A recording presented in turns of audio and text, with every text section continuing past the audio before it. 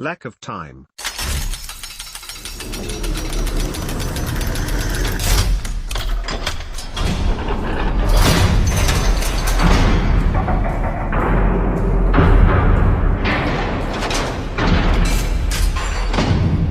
I'm in a group of folks trying to build subscription businesses related to renting out websites.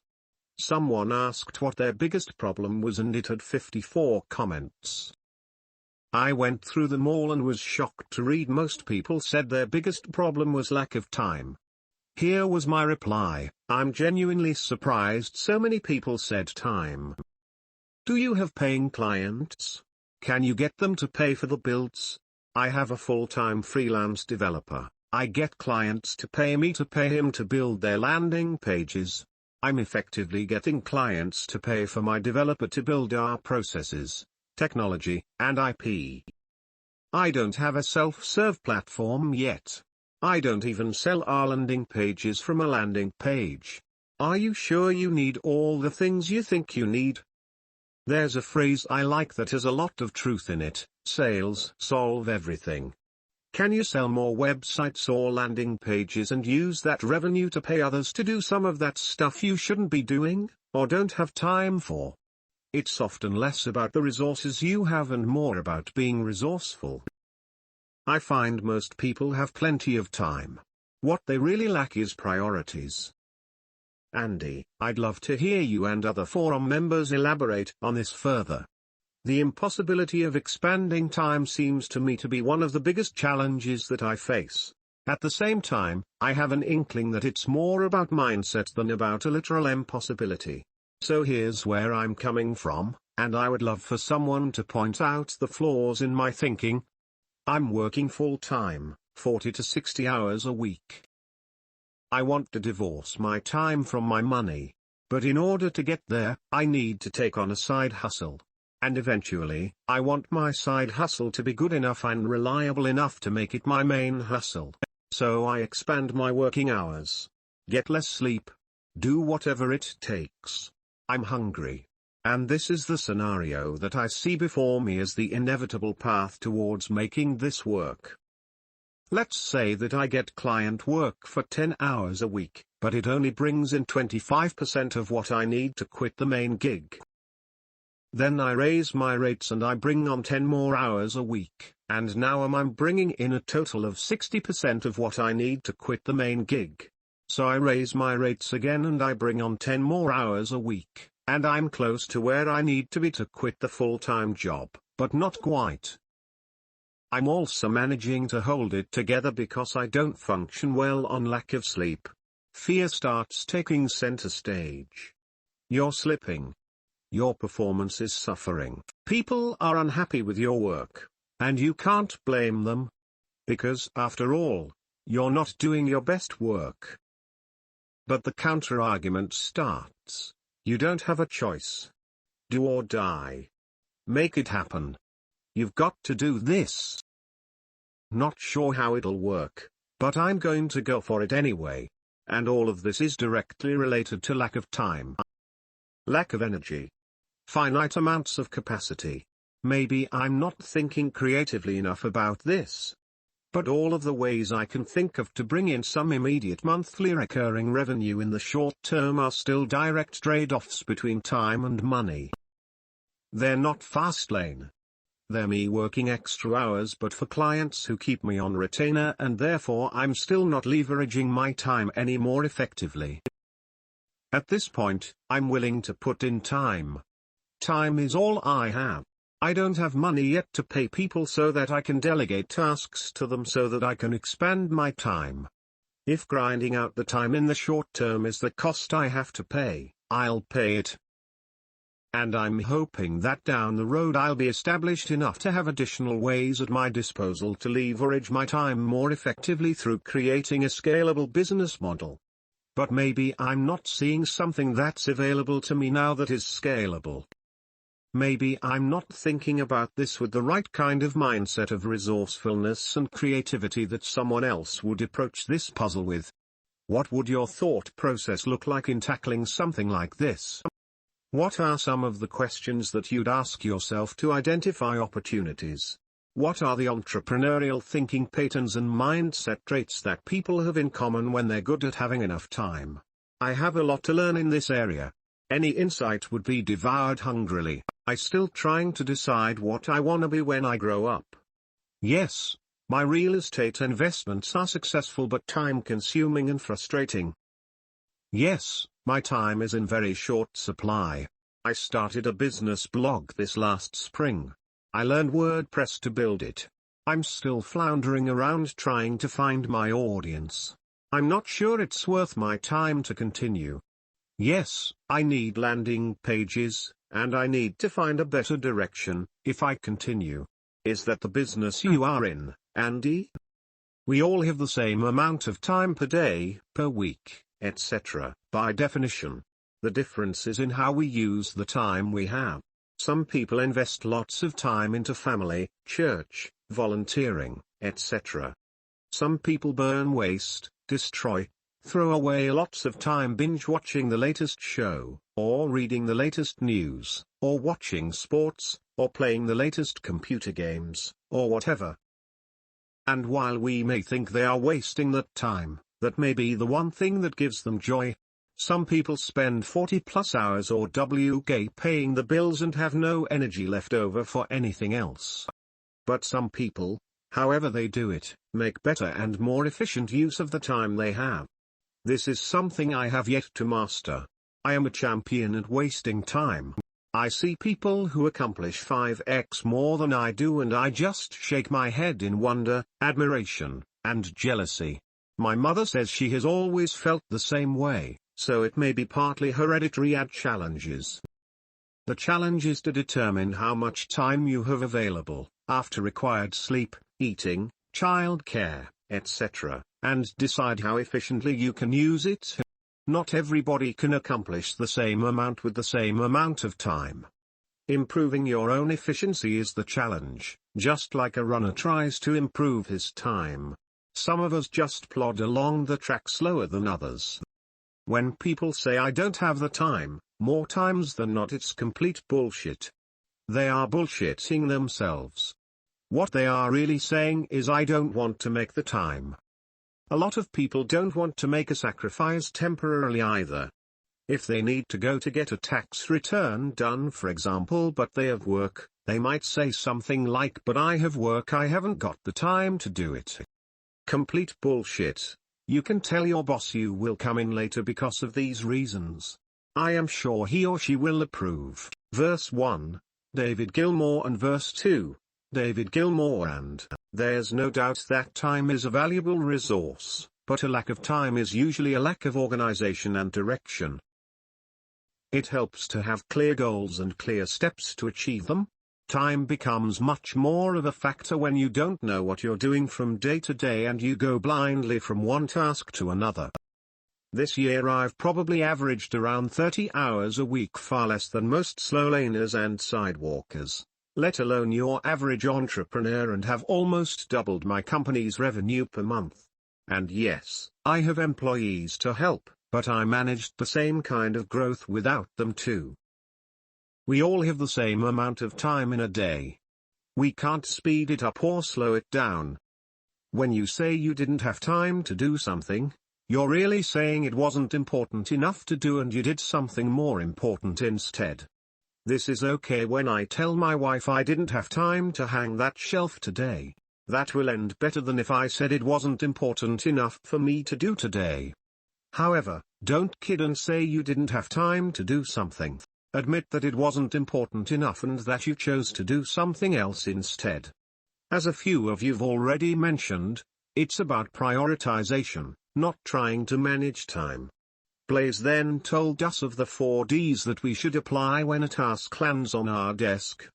The issue with time, I realized, is that the more you leverage your time and make the best use of it, the more you find that you need more time, because there's still a whole lot of stuff you need to do but you've already used up 17 or 24 hours, and you need that remaining 7 hours to sleep and eat, etc. Many people, friends or family or neighbors or business friends in my life told me that they don't have time. Some months back, I decided to survey my and their time. After analyzing everything for a whole 1 month, I found that I have at least 5 hours or day of free time. Yes, for those whom I analyze and pointed out, they have at least 3 hours or day of free time. That's 3 by 7 equals 21. A lot can be done in 21 hours, and this is of the busiest person I know. Some of them can squeeze 50 hours per week. I understood that it's not that we don't have time. It's that we don't prioritize things needs to be prioritized. I can use the time browsing FB or Insta or Snapchat to read or learn. I can use the time watching Netflix or TV, playing games or earning more bucks, work on business. I can use the time gossiping on useless stuffs on table to help someone and improve my life as helping someone improve our life for better. It's something like karma. I can use the dead time while traveling in train or bus to have meeting or call with clients. Heck, I can use the time sitting in toilet. And all this can be done via kinetic execution. K is not just for business or entrepreneurship. We can use the same model with little tweaks in our day-to-day life to make our life better and make others' life better. 3 A's can be used. Whatever is important. Our current situation or life. What needs to be to change. Hear the echoes of our heart to learn and change. P.S. I am very bad with word flows. Wanted to write in easy and explainable manner, but sorry for my bad English and flows. When I was working for somebody else as an employee, I thought that I don't have time at all, and now as I started my journey as an entrepreneur, I feel I have all the time in the world because I just started my entrepreneurial journey, hence don't have a long list of clients. One thing I realized recently, that time is the most important commodity in the world, and it's not about the time but the value that we produce within the time we have. So now I try to make the most of hours I have for work in terms of value creation. This could turn into a bit of a Blaise Brosnan thread. He's an older gentleman and it's such a pleasure to be at one of his workshops listening to him talk. Some of the best lines come from him when someone asks him a question. Anyway. On the subject of one, dump it. The market doesn't pay for activity. Blaise Brosnan, you can't invoice for input. Blaise Brosnan, do you really need to? Are you just consuming? Are you being busy? Can you invoice for it? On the topic of learning, how many of us are reading books just to read books? We've been told that the most successful people are always reading. So we read, and there is an endless supply of books promoted in forums and on podcasts. But are the books we are reading relevant to an immediate problem that we need to solve in our business? On that note, excellent post. If what we already know can be utilized 100%, we don't even need to read another book. Thank you for the awesome picture, looks lovely. Images of Book of MJ. Nah. But reading books just to read books instead of watching TV, scroll Facebook feeds or playing computer games, I believe pays great dividends over time. And it's an investment into one's business sooner or later indirectly. But the difference is that reading those books that don't immediately solve your business problems is not something you do during focused business work hours. I see it more like a background activity. Perhaps a bit like lifting weights, meditate and eat healthy that indirectly benefits your business. Yep, I just happen to have black and white version only. Remember, both the beggar and billionaire have 24 hours in a day, sent from my SMG 960U using TaperTalk. Using other people's time is how you have more time. If you delegate tasks, you have more time. Exactly. If you dump it, delegate it, or defer it, then you have more time to do the thing you should be doing. I have a few brothers, always love delegating them tasks as I'm older than them. Especially when they're lazily watching television. That said, the downside in delegating is skill outsourcing. You reduce the amount of skill points you garner in that area. Editing. Greater than outsource, greater than no skill points. Yes, I think this is normal. I like this phrase, The first thing you could look at is raising your effective hourly rate and not work any more hours. Say you're on Upwork charging $40 an hour. Say you can only bill for half the hours you're working because the rest of the time you're prospecting and doing admin. Your effective hourly rate is $20 an hour. You're earning $200 for every 10 hours worked. You could ask yourself, how do I make $400 for every 10 hours worked? How do I raise my effective hourly rate to $40 an hour? You could raise your Upwork hourly rate. How would you do that? You'd probably niche down and be the gal who writes crypto copy, the gal who writes about pages, or the gal who sets up constant contact email sequences, rather than the gal who writes copy. Listen to these two, set your hours and don't think of them as an unlimited resource. Your time and your health are precious. Time is not all you have. You have skills and experience and the ability to add value. Maybe because you believe the above, then you're not seeing the value you can bring to the table, and maybe you're not charging enough.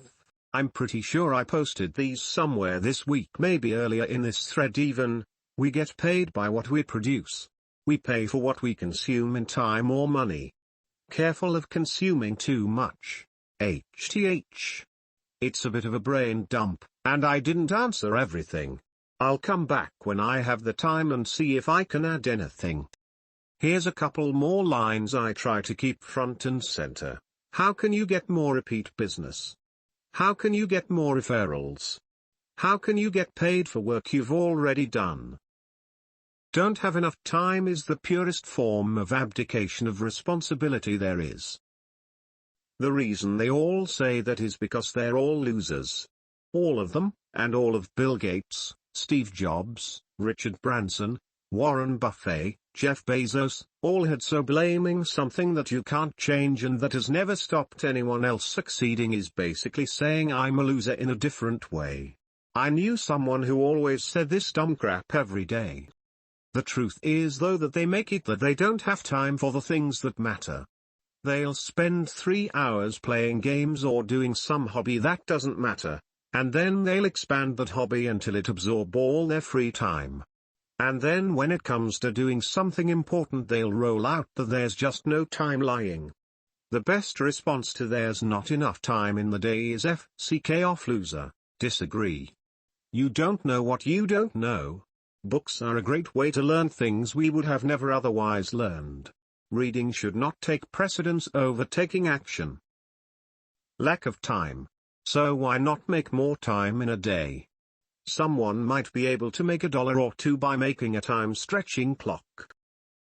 Have the minute hand work normal so it actually keeps perfect time, but make the face of the clock have an extra 5 minutes, and then just before the hand gets to the 12, have it go ahead and bypass the extra time you add to the clock. That's an extra 2 hours per day. In physics, time is a constant. It's like a never-ending line. You cannot add extra time or take away time. It only goes forwards. Even if you change your clock, you still have 24 hours in a day. You can bring time closer to you using a wormhole or warp speed as seen in Star Trek. The movie Interstellar is a perfect example of time dilation. A time-stretching clock just moves the hand. You're still restricted to 24 hours in a day. By moving the hand, you're probably sacrificing time to do something else. Best thing to do is wake up early and go to sleep late. Think of time as you have 1,000 in the bank and that's it. That's all you can use. Sent from ISMG 960U using TaperTalk. Hang in there. That's a rough spot to be in, but keep going. I can't say I have all of the challenges you're facing, so take what I say with a grain of salt and your own analysis, but I like to think I'm good at time. This is long, but I think it's worth it. Bear with me here. There's an old poster from Big Union days that goes something like, 8 hours for work, 8 hours for play, 8 hours for rest. Now, it can be viewed as scripted hogwash, and to a degree that's true. But let's think about that for a moment and specifically how it can be leveraged. 8 hours for work. If you're working a full-time job, there is no easy way around this yet. Call it 9 after commuting. 8 hours for rest. Very dependent on who you are. I'd say I've only met a handful of people in my life who can legitimately function at a high level for a long time on 5 or fewer hours of sleep. But 6, 6.5, or 7 hours of actual sleep can happen. Let's call it 8 hours when you count falling asleep and the waking up or making coffee process. You're down to 7 hours to squeeze everything else in. What else needs to be squeezed in here? Seems a little daunting to stuff all of that into your last 7 hours because in fact, it's almost unreasonable to think that you can. So, what can you do? Here are some things I've found to be useful. Also, working a 40 to 60 hour week up to 70 plus after you factor commuting. Do I do it perfectly every time? No. But I'm sure as hell trying. That was long. I hope at least one thing in there you find useful. The only other thing I'd say is ease into the changes. You can try cold turkey, but that many habit changes are hard to track. Good luck, Sir Dash. Touch IT once you take a sip of your morning coffee and open the most important looking of the stack of letters on your desk. This is the stack you think need actioned. The stack to read are in a different pile, in the study. We'll go through this step later because it's super important to filter so you're not consuming when you're supposed to be producing. You pull the letter out of the envelope and scan the page quickly. Do you? You want to touch that piece of paper as few times as possible, ideally once. Does it really need to be done? I still think this is the most important question. If it escapes the bin, then is it super short to action?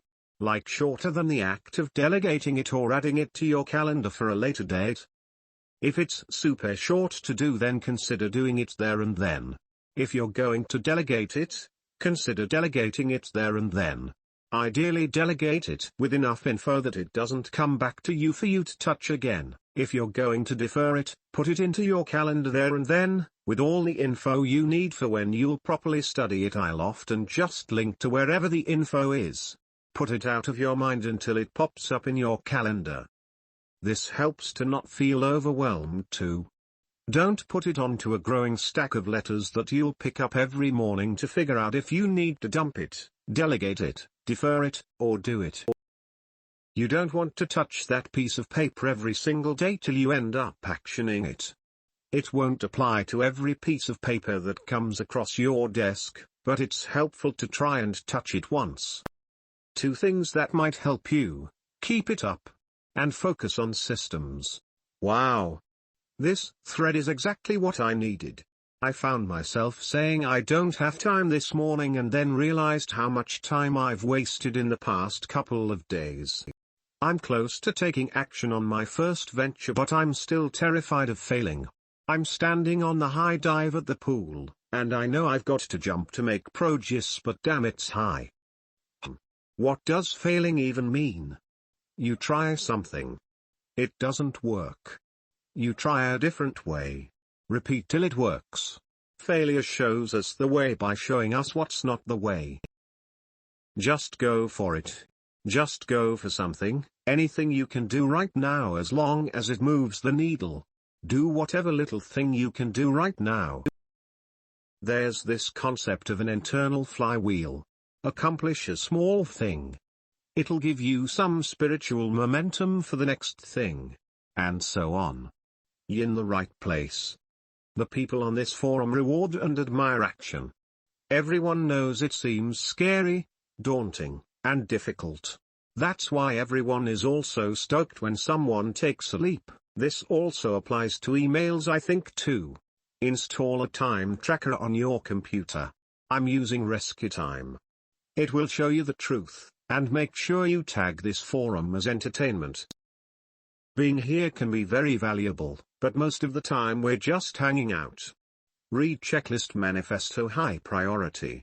You don't need to earn the same amount of more than your job on your side biz to quit your job. That's silly. You need enough to pay your bills. If your bills are as high as your current income, I'm sorry to tell you, but you fucked up. Fix that. There's this author and researcher I like, Ilse Yudkowsky. He says 99% of personal problems can be fixed with 5 minutes of thinking. Most people can't even do that. Think for 5 minutes, focus on it, grab a piece of paper and a pen and think. The solution is there, you can come up with it. P.S. You might not like the answers you get. Solutions have no obligation of being convenient or easy. Deal with it. Stop looking for other people for answers. You don't need a guru, or mentor, or guide. Those are nice and can save you time, but you don't need them. One delays starting. The other delays finishing. Both are normally caused by a fear of engaging the market. Use the urge to procrastinate or perfectionate. I just made up a word to get things done. The reptile part of your brain fears change. It's smarter than you and knows what you're about to do will result in change. It therefore throws up the urge to procrastinate or perfectionate. Use that as a signal that what you were about to do is important. Your reptile brain told you so, taking a risk and suffering losses when it doesn't go your way.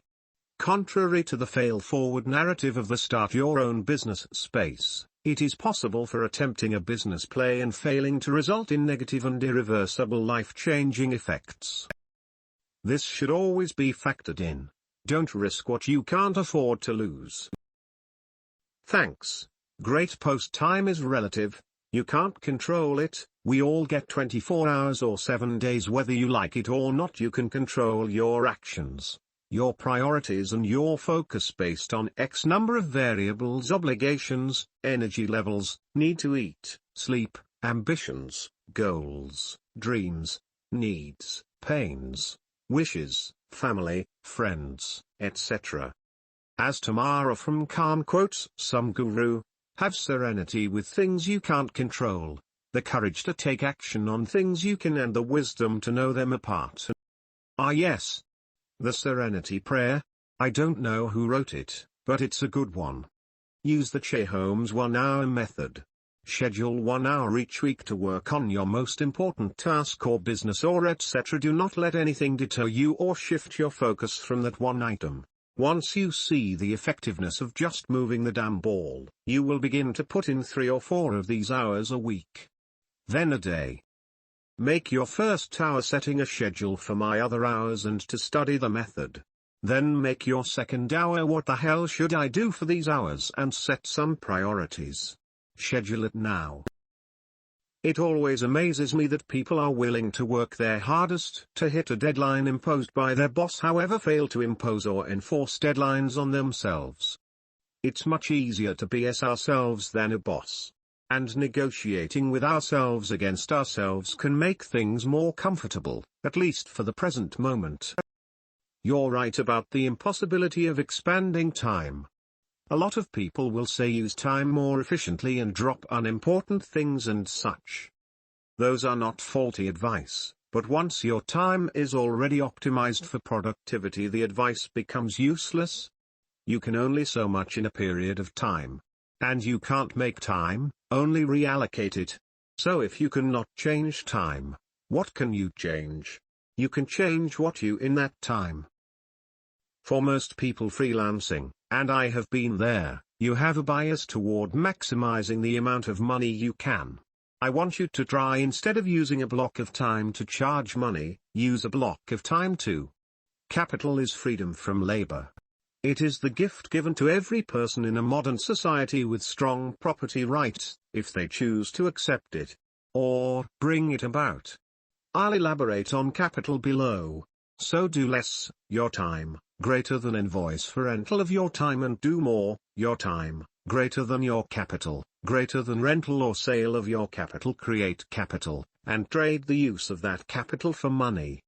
But I only made one capital thing. No problem, because your time is not tied to the one you are renting out or selling instances of. You can make more. Without some kind of capital creation process in your repertoire, you are treating your own life, body and time as your only asset, your only capital, so to speak. You need to externalize assets. Use the ones you have already in you. and turn them into things outside yourself. 1. You are a freelance writer specializing in sales letters, web copy, postcards, and brochures. This was me, for a while. Each week, you trade a certain number of hours for money, writing these letters and things. Or, perhaps you bill write them, charging $1,000 for a sales letter. But each letter takes you an amount of time. Your first step, which you may have naturally started doing, is to optimize your time doing this activity. You create templates for your letters, brochures, etc., so that you can make new ones more quickly. This is actually a capital asset. You are using a tool in the physical world to leverage your labor, to increase its effect with no increase in exertion on your part. You might also make some stock paragraphs that you one-off and reuse, some questionnaires that you have your clients fill out to save time and increase the likelihood of a sale. These also become your capital. From here, you have a few directions. If you want to delegate to other people, you can make your letter writing process simpler and more foolproof. You make a checklist to ensure that all attributes of each new letter are taken care of. Is there a nut graph about the product? Is there an engaging title? Does the first line meet the criteria for your first line of a letter scoring system and really pop? Or, if you are not keen on the idea of hiring people to implement your system, you can sell copies of the system to DIY customers. In fact, some of those DIY customers will still want to hire you to write the letters, because after seeing your system they understand the depth of your expertise. As a side benefit, they are now willing to pay you more. Starting as a freelance copywriter, you can end up as a publisher of copywriting templates, checklists and guidelines. In a fairly short period of time, you create this small asset which makes you money that is decoupled from your continued labor. 2. You are a teacher. On the side you tutor some students and help them with test prep. Perhaps your state is an asinine math test that pulls tears from children the way a Mississippi dentist pulls teeth. Sorry Mississippi dentists, I had to. Why are you tutoring? Well, your dream of teaching crashed into the reality that school administrators and parents don't care as much about education as you. They do care about passing tests though, and you can use that to raise money, which you think you will use to eventually start a business. What you don't realize is that your brain is performing translations every time you hear certain phrases. Those translations are keeping you working for money, using your time and limited lifespan. When you hear you need capital to start a business, you automatically translate capital to money. But actually, money is only one form of capital. It is a for that. If you can make goods that serve a particular human need, do you need money to start a business? No, because you can, with some level of effort, create capital that is more valuable than any amount of money you could save while tutoring students. So you create the ACPFCAT or whatever the name of your state's tearjerker exam is quick sheet and flashcards. Perhaps you make an online version, or a print version, or an online class, or all of the above. You DM and ask for a printer recommendation, or technology advice, or whatever. Now, instead of tutoring for $40 per hour, you have tools that do the work for you. Capital. And your students can learn from you without taking up your time. We all win. 3. You're a carpenter taking side jobs as a handyman. Handy woman? Handy lady? Anyway, clearly you are trading time and effort for money. You have some obvious capital, which magnifies the effect of your labor. A hammer, a cordless driver, a painter's knife, brushes, screwdrivers, chisels, bits, buckets. But those are the commodity type capital. They are the tools of the trade. You need some capital to free yourself from carpentry and handy lady work. What to do? You notice a hard thing. Paintbrushes are hard to clean. It is hard and unsafe to hang drywall above X feet. You've noticed that you use this one trick to accomplish the task, which makes it easier. Perhaps if there were a tool, a product, a system, a process. That is your task. Not taking on more handy lady work, but working on that tool, product, system, process.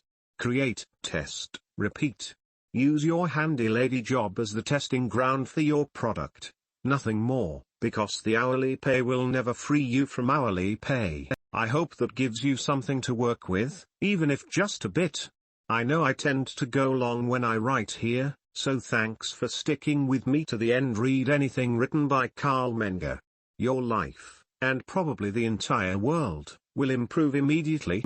Most people overcomplicate time management. It doesn't have to be a science experiment.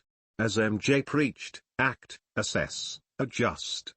If you follow this pattern rigorously, your need to be strategic with time is taken care of automatically. Identify the problem in front of you, smash it, move on to the next one. If you don't know what problem is in front of you, that is your problem.